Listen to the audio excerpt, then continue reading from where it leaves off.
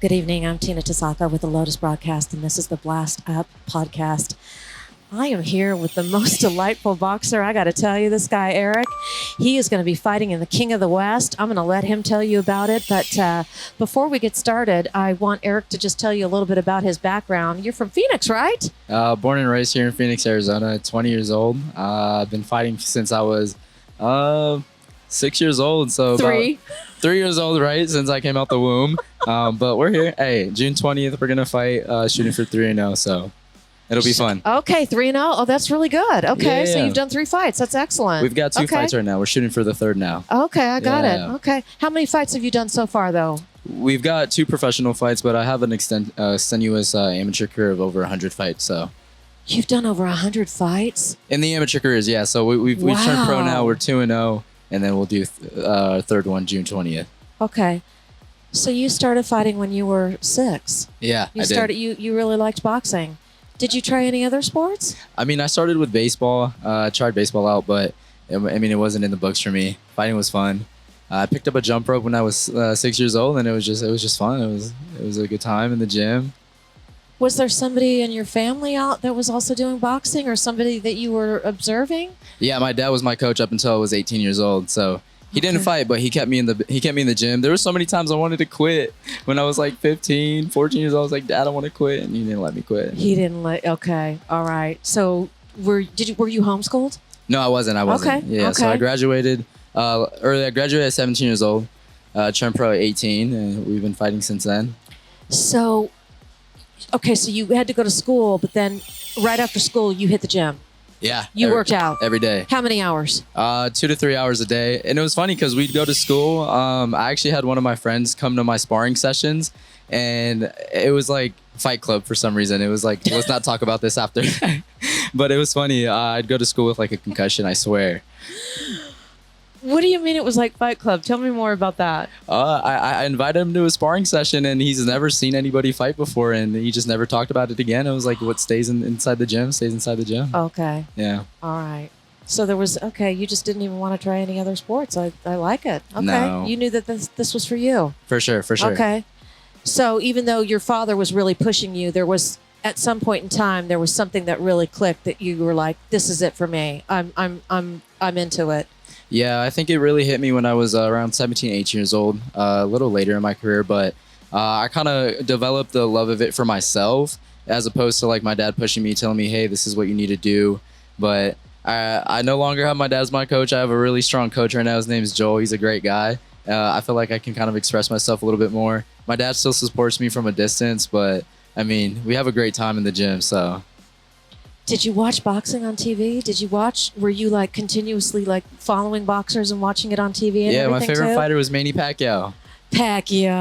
Manny Pac. Manny Pacquiao. Yeah. That was one of my favorite fighters when I was a young kid, but I lived in Vegas at the time, and he had fought Marcus, I think, for the 3rd time, and he got knocked out. I was, I think, maybe 8 or 9 years old, and I was like crying, bawling my eyes out when he got knocked out. Oh God! Did you ever get to meet him? You know, I did. Okay, good. It was, I think it was in Vegas. It was a public weigh-in with, I believe he fought Timothy Bradley.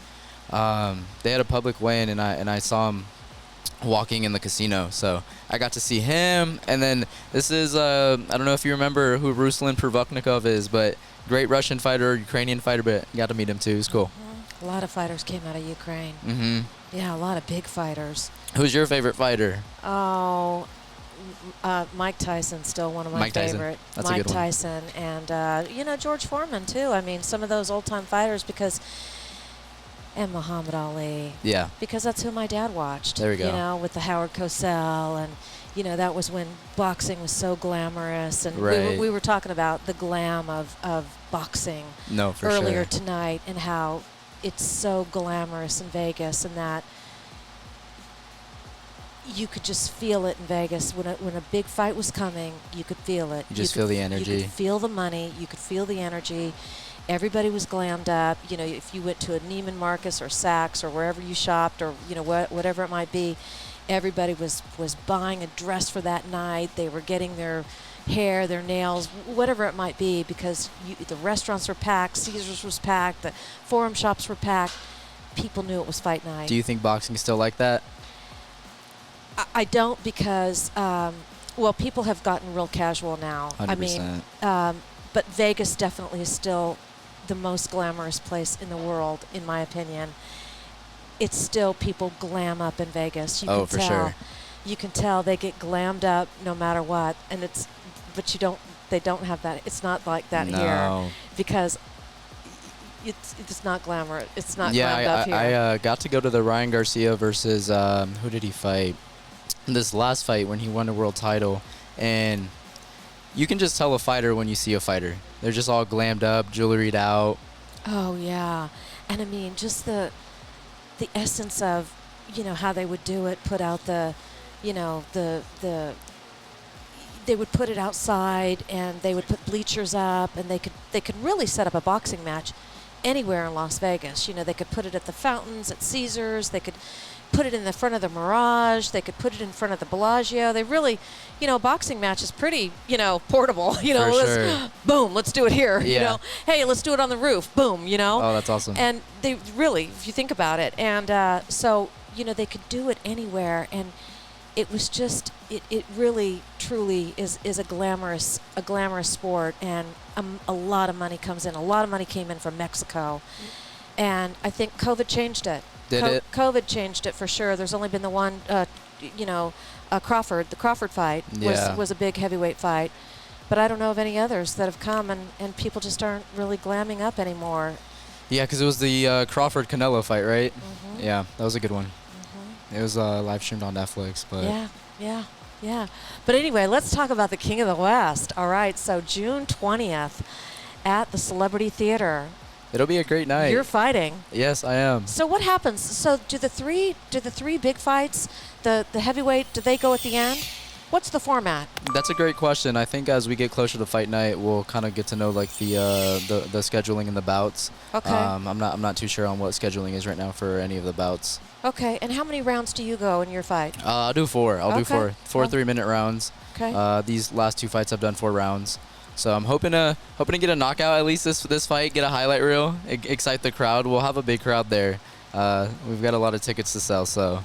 That theater is amazing. Have you been in that theater? I have, yeah. I've never had the pleasure to fight in it, but I'm super excited to fight in it. It's a gorgeous June 20th. theater. It's very ornate and very European, isn't it? It's very ornate. It's there's no bad seats in there either. It's going to be, and it's sort of, it's kind of the seats, you're sort of a little elevated, yeah. You really are, so everybody can see. I mean, it's just going to be fantastic. It'll be a good time. We'll have a good walkout, the backstage. I think that's like one of the best feelings too, is just being able to like be backstage, get ready, not see any of your friends, any of your family, and then when it's ready to fight, when you come out and just seeing everybody there support you. Oh, it's a good feeling. It's a good feeling. Oh, it's going to be so fantastic. Erick, how can people find you and follow you? You can follow me on Instagram, OTR Erick. You can find me on Instagram, YouTube, TikTok. It's all OTR Erick. I've got a pretty big following there. I post a lot of content, so if you want to keep up, I've got a little mini docu on YouTube as well. If you want to get to know me a little bit more, it's about 4 to 5 minutes. So. Oh, that's super. And you've got tickets also that people can get tickets for the King of the West? I've got tickets on hand, limited. So if you want, get me before June 15th and we can get you right. Okay, that's super great. Okay, and you could also go out to Celebrity Theater and find out more about the fight as well. CelebrityTheater.com. Super, super easy. You can do that. June 20th is the fight in Phoenix, Arizona. Valley of the Sun. And right? No, right? So what is going to happen? Where do you go after this fight? What's going to happen for you this summer? We'll stay busy. Hoping to fight again in August and then again in October. So just really taking it. I'm focused on this fight right now, and then as we, after we win this fight, we'll take any opportunity that comes our way. Stay busy. Hoping to get at least 4 fights this year. Great.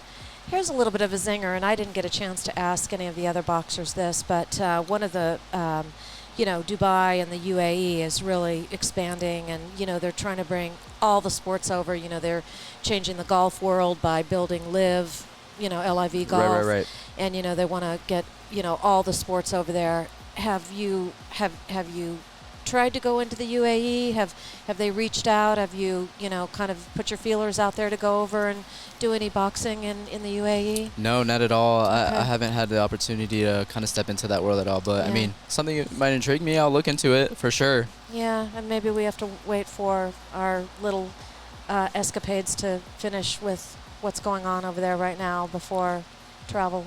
Yeah. Yeah. There is a little unrest right now in that region, Is as there? you know. Yeah, with the war, but hopefully that will all be finished soon. But No, for sure. that is a pretty cool region, and it's building with just expanding so greatly. I know they're doing a lot with boxing and all kinds of sports over there. Oh, for sure. All the soccer events, all the boxing events. Yeah, There's a lot going on down there. Yeah. Well, Mr. Erick, it is really, really great to meet you, and I just Yeah, it was wish a pleasure meeting you as well. Wish you the best of luck. I just loved hearing your journey and everything that you've done so far, and wish you the best of luck. I hope you just do fantastic things. Oh, you're so sweet. In the boxing world, and I certainly plan on following you and watching your documentary too. Yeah, thank you. Yeah.